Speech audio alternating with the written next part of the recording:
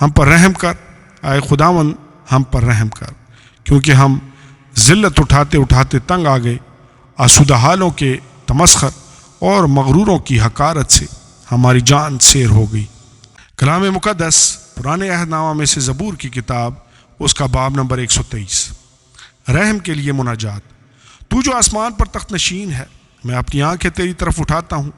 دیکھ جس طرح غلاموں کی آنکھیں اپنے آقا کے ہاتھ کی طرف اور لونڈی کی آنکھیں اپنی بیوی کے ہاتھ کی طرف لگی رہتی ہیں، اسی طرح ہماری آنکھیں خداوند اپنے خدا کی طرف لگی ہیں، جب تک وہ ہم پر رحم نہ کرے۔